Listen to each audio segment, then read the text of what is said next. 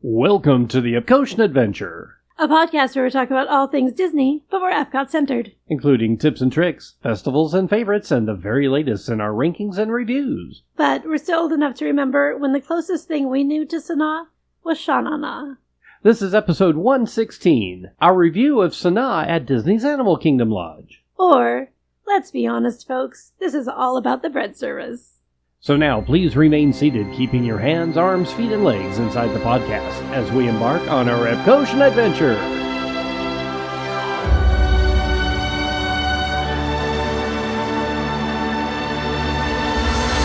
We call it Epcot.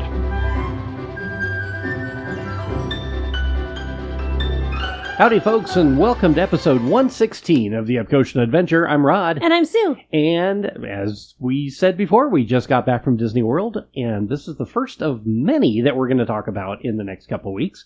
Our review of Sanaa at Disney's Animal Kingdom Lodge. And specifically, we should say this is found at Kidani Village, which is the DVC property. If you're not staying at Animal Kingdom Lodge, you can still dine here. So you can get to Animal Kingdom Lodge from any of the parks by bus, or you can do an Uber, Lyft, minivan, that sort of thing. There's no other transportation out here. Even though it's a deluxe resort, it's very short on transportation. So you will need to take a bus or a car or a Lyft. And then once you're at Jumbo House, which is where those will drop you, then you take another bus over to Kidani Village. It sounds like a process. It's really not that big of a deal. But give yourself probably a good hour from your resort if you're headed over there, even by minivan. Because it's a trek, folks. It's way out at the end of the Disney World property. Would you say it's a Wild Africa trek? I will, except that you don't have to wear a harness to eat there, so that's good. Yeah, that is very good. Oh, if you haven't had a chance to do the Wild Africa trek, by the way, go do it. It's so much fun. It's incredible. Anyway, we're off topic already. Yeah. We just started and we are off topic. We're going to talk about all kinds of things about the restaurant, but Sue, what's the first thing on our list of topics that we should cover? Yeah, so basically, what is Sanaa? So it is a table service restaurant. As we said, it's found at Kidani Village at Animal Kingdom Lodge. And I did look it up, and Sanaa actually means art or craftsmanship in the Swahili language. It means other things in other languages, which I was surprised to find that the same word translates to other languages. But in Swahili, it is art or craftsmanship, and that definitely makes sense when you see the gorgeous building that it's in. And it is known for authentic African flavors. So this is something that's maybe a little farther out of the average American palate, but we'll get to that more specifically here in a minute. Where is it near? What's the closest park? I would say probably Animal Kingdom. I'm not as good with the maps as Rod is. Well, since it's called Animal Kingdom Lodge, I'm going to go with Animal Kingdom. That is correct. I took a leap. It's not too far from the All-Stars as well. So it's kind of on that end of the resort. And they are most famous for their bread service. So we kind of already hinted that in our intro. But they have one of the best bread services on property, I'm going to say. We haven't tried them all yet. But this one is absolutely phenomenal, and it is famous. And I mean, it's Disney famous. So I'm going to read you a list of what the menu says is on the bread service list. I'm going to be honest, though. I don't think it's actually accurate because I just read through it, and my favorite thing isn't actually on their list. So unless they change things out, maybe. Well, that's true. That's true. It could rotate. That's very true.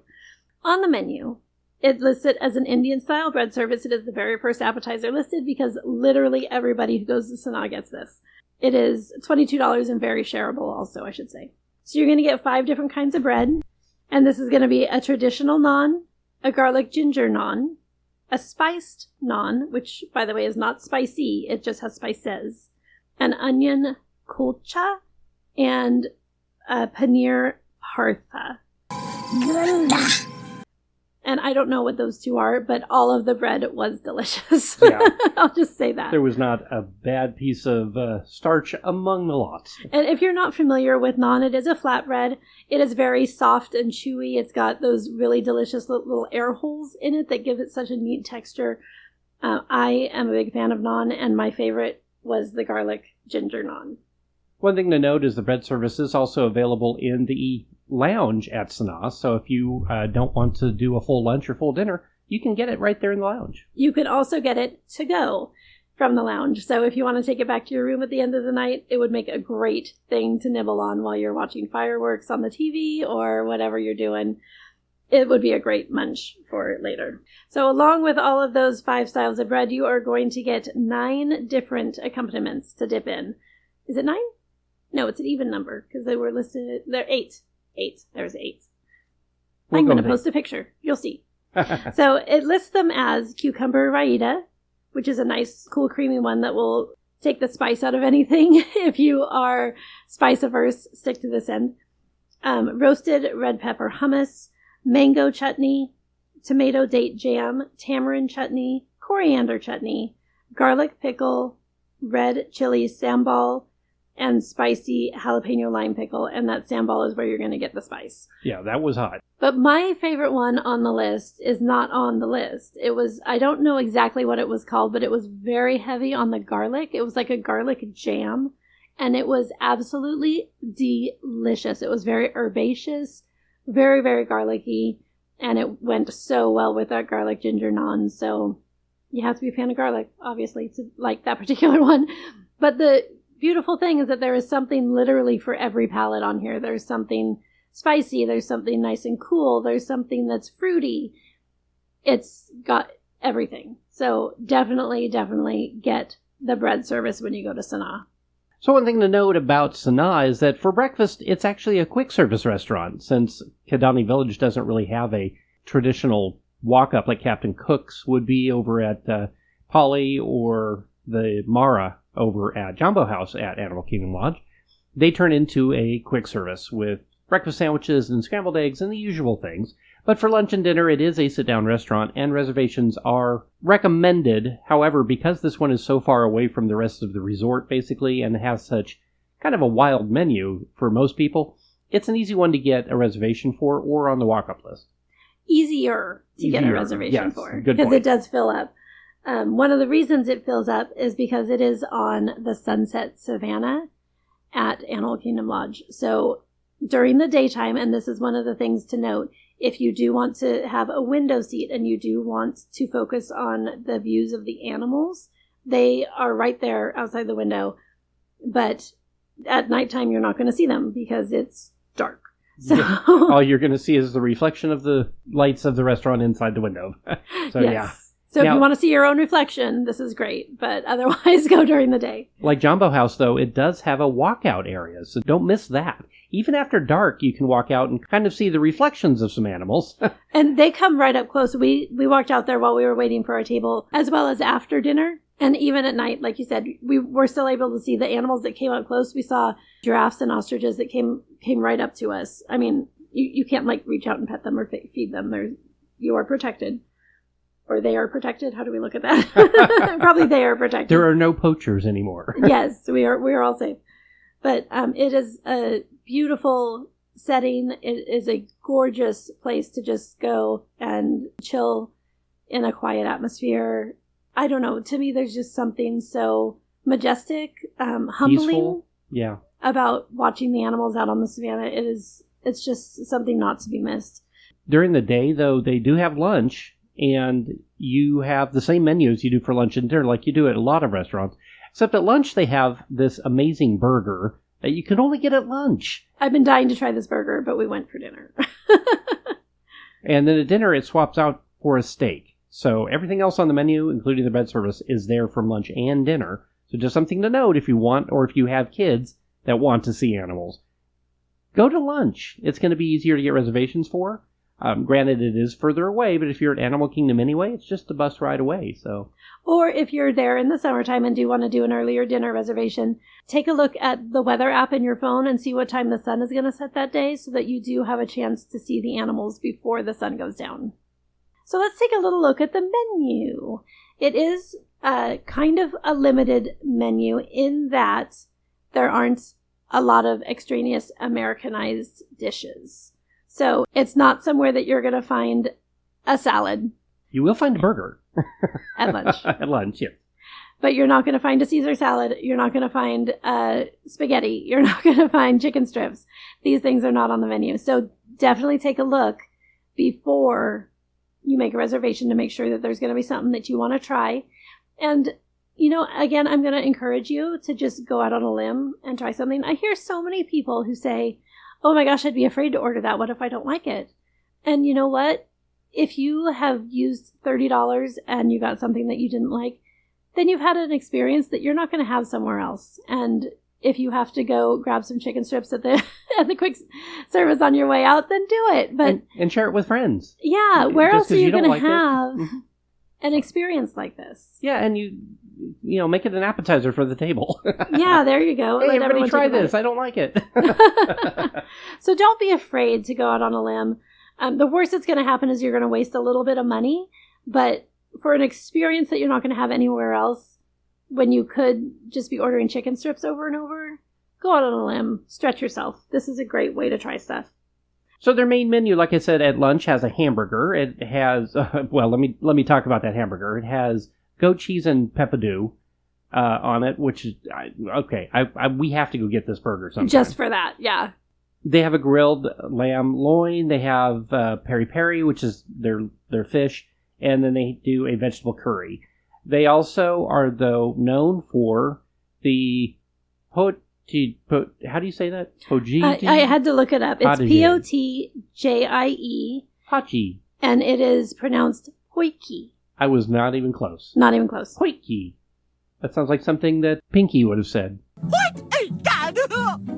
But what that is it's served over rice, and it's a protein that you choose. So you get to choose one.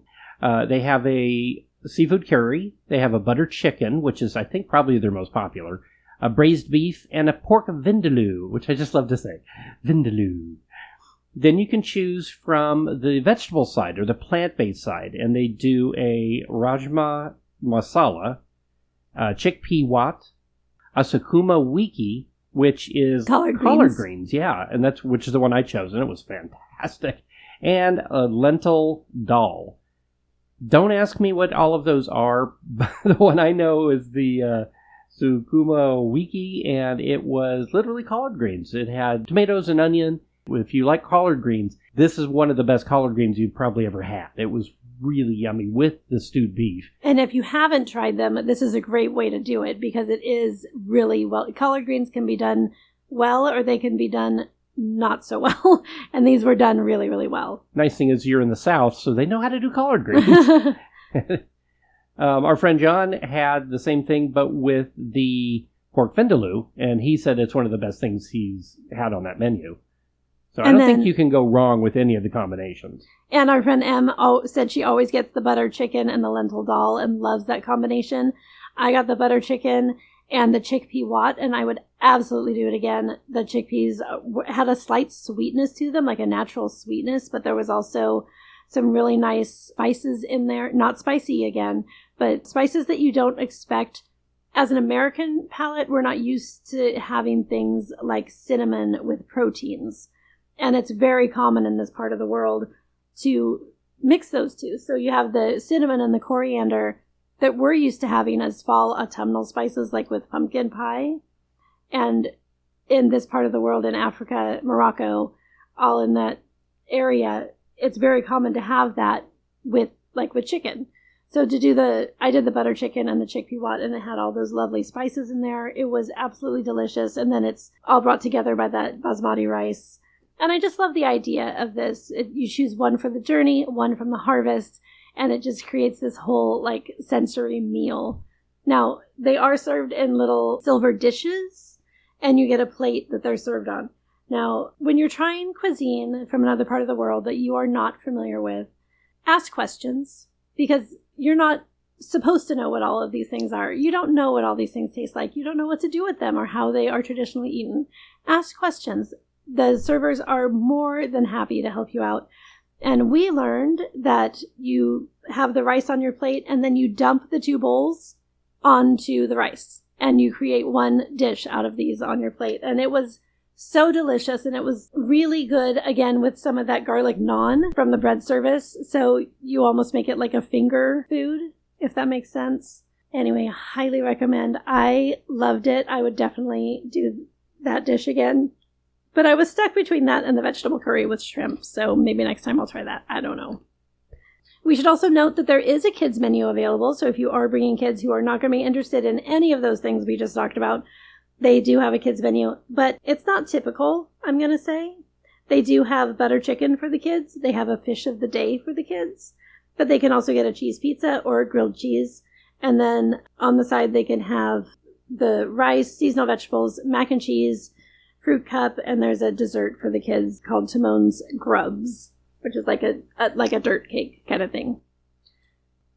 They do have a full specialty cocktail menu, of course, like any good restaurant at Disney does. I tried the Fig Manhattan, which came with monkey shoulder scotch, Cointreau, orange bitters, and fig syrup. And I went out on a limb on this. I liked the taste of fig, but I'd never had anything quite like this, and it was superb. All of those flavors melded together into one very nice, earthy Manhattan. And a very small drink for the $17.50 price. That's pretty typical for Disney restaurants, though, in my opinion. And they also do like a peanut butter white Russian. They do a prickly pear mule. One of my favorite ones, the name-wise anyway, is the painted lemur. I just love that. That is so cute. And that one actually features amarula, which is a coffee-flavored liqueur from South Africa. So that is definitely one to try. I had to debate because there are two different gin-based cocktails on their specialty menu, the Brambisi Rose Martini and a Bee's Knees. But I actually got the Prickly Pear Mule, which is African vodka, Belle de Brie, pear liqueur, prickly pear, ginger beer, and lime. But I had them sub one of the African gins for the vodka. It was delicious. I love pear-flavored anything. I love prickly pear. Always love a mule, so this was a really good one. But I was really torn because that Brambisi Rose Martini is a Bayab dry gin. I probably said that wrong. Bayab. We're going to go with that. Like a baobab tree. Right. Pure cane syrup, lemon juice, blackberries, and mint leaves. And then the Bee's Knees is the Bayab Rose Gin, lemon juice, honey syrup, and grapefruit soda. And John got that one, and he said that was delicious. So lots of really delicious things on the menu. You'll note when you go to a Disney restaurant that there's a cocktails section, and then there's a specialty cocktails section. So if you want something that focuses on where you are specifically, you want to look at that specialty cocktails menu. The cocktails one is ones that you can get at almost every resort on property. They're still good. There's nothing wrong with them. They're delicious. There's cold brew martini and a raspberry mojito and a rum swizzle and all kinds of yummy tropical things that should be drinked. Done drunken. Should be done drunktified. While you're in Florida and on vacation, absolutely. Yeah, you want to focus on that specialty cocktails menu when you go to a signature restaurant like this. For dessert, they offer 4 choices. Wildebeest, which is a flourless chocolate cake. That's cute. The Giraffic, I just love Giraffic jams. I don't know why I said Giraffic, but Giraffe Tower Mousse, which is banana and peanut butter. And then they do an Ancoli cake, which is a spiced chocolate cake. And we did the Black Sesame Sundae, which had a unique black sesame ice cream. I don't think I've ever tasted anything exactly like it. It was a vanilla base, but it was really yummy. And came with roasted spiced pineapple, tea caramel, milk crumble, and raspberry crisps. So caramel and ice cream always go together, but caramel and pineapple and ice cream really go together in my palate. And because it's the roasted pineapple, it gets this really lovely sweet flavor that kind of, I'm not going to say overpowers, but really enhances the tartness that you get from it. It gives it a little twist, so you're getting both the tartness of the pineapple and that natural sweetness that it has. Oh my gosh, it was so good. It was really unexpectedly good. We did that with the Press Pot Joffrey's coffee. They have different coffees, of course, for most of the resorts, and this tasted like a Joffrey's Press Pot coffee. So it's their Kenya blend, and it was really yummy. It was. If you like a good dark coffee with those bitter notes in it, this is the one for you. It is really nice. For some reason, when we do the press pots at the resorts, they taste fantastic. If we take them home and put them in our coffee maker, they taste very bland and weak. So I don't know what we're doing wrong. If you know we're not at Disney World doing the press pot. That's the that could be wrong. That could be. But if you know a secret to how to do brew Joffreys at home to make it taste like it does in the parks, please let us know, because we're obviously doing it wrong. I don't know what's wrong with this.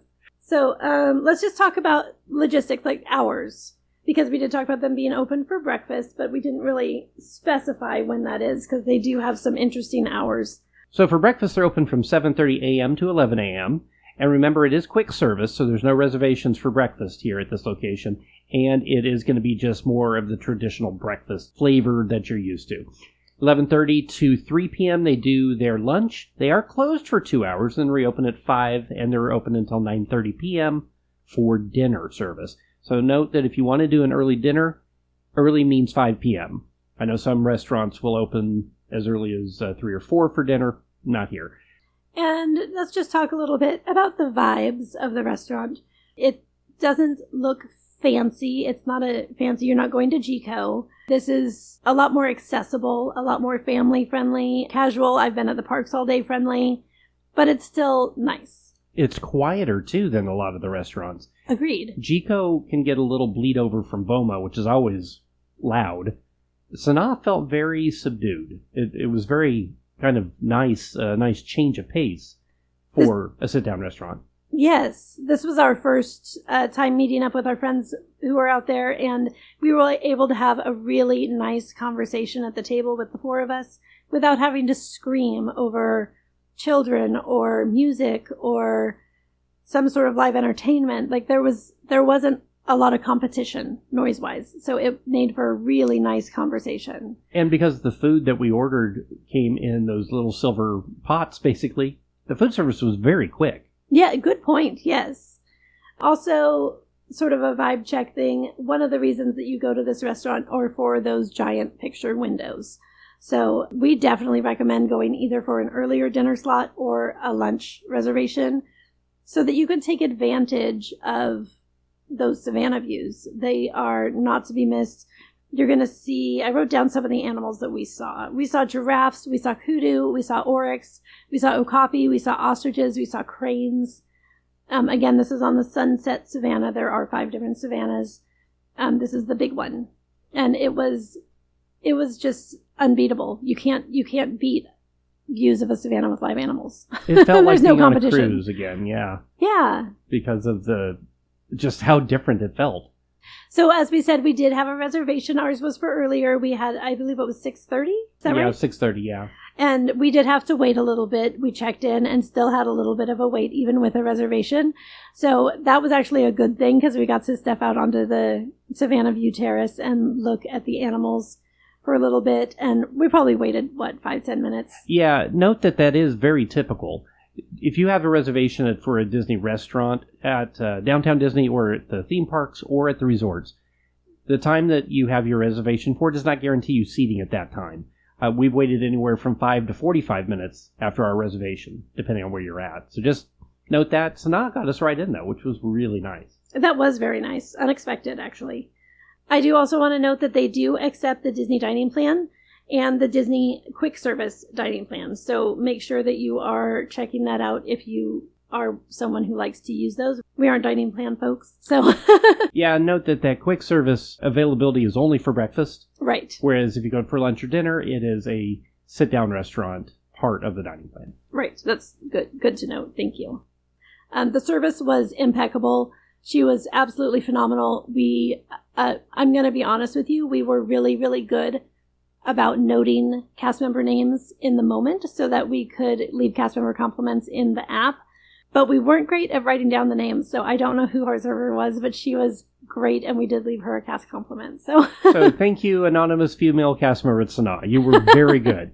But she was great at answering our questions. I had a ton of questions because I'd never been there before, and I didn't know what some of the stuff on the menu was. So I asked for her recommendations quite a bit. I asked for some flavor profiles, and she was spot on. Like, she was so good at helping us out. So kudos to her for sure. And again, never be afraid to ask. Nobody's going to expect you to know what African spices taste like when you're from the Midwest. So just ask. They're used to it. And overall, Rod, would you go to Sanaa again? I think I would do Sanaa again maybe for lunch. I really would like to try the burger. Overall, to me, the location is really far away, so that's a big negative because it takes so much time to get there, really. As far as the food service goes, the Spice Palette was just not my favorite. I enjoyed the location because you could look out and see the savannah. I enjoyed the company, of course, because being there with friends is always a great time. I don't know that I would do it again for dinner. I think I would do it again for lunch. Now, if you've never been there, I do recommend you do it. See if you like it. To me, Jico is the better of the two. I don't know that you can compare anything to Jico, but of the two, if you are just doing one meal at Animal Kingdom Lodge, I would actually recommend Boma, which we've talked about many times in the past. But I loved Sanaa. I would absolutely do it again. I do like this spice palette a lot, and I like the flavors. I like that it's different from other things that we get on a regular basis. Our particular table was not a window seat. It didn't affect us because we were there for the company. We were there to talk to our friends that we hadn't seen in way too long. So having the chance to go outside and see the animals and turn around to look through the windows instead of having them right next to us was not a deterrent for me. But, like you said, if we were to go again, I would definitely want to do a lunchtime, try that burger, get the bread service again for sure, and see the animals. So that would be my takeaway, but I would absolutely recommend Sanaa. Well, folks, that's our review of Sanaa at the Animal Kingdom Lodge at the Walt Disney World Resort. If you've been before, down in the comments, let us know what you think of that location. If you've not been before, would you go? Is African and Indian part of your palate? If so, you gotta do Sanaa. Absolutely. And if nothing else, go for the bread service. Before we go, we'd like to give a big thank you to our theme music composer, Jason Patrick Rowan, whose music is licensed to Pond 5. And of course, thank you, Phoenicians. Thank you, Phoenicians. And don't forget to rate, review, like, share, and subscribe. It really, really does help other people find us. You can find us on social media on Instagram, Facebook, and YouTube, and wherever you listen to podcasts. The Epcotian Adventure is a $1,000 brunch production and a proud gold member of D23. Thanks for joining us today for episode 116 of the Epcotian Adventure. I'm Rod. And I'm Sue. And we'll see you in live. Bye.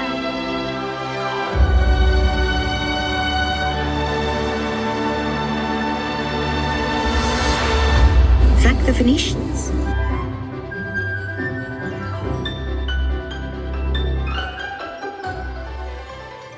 Oh, good. Molly just brought us a toy. Sweetheart. Listen for the squeakies.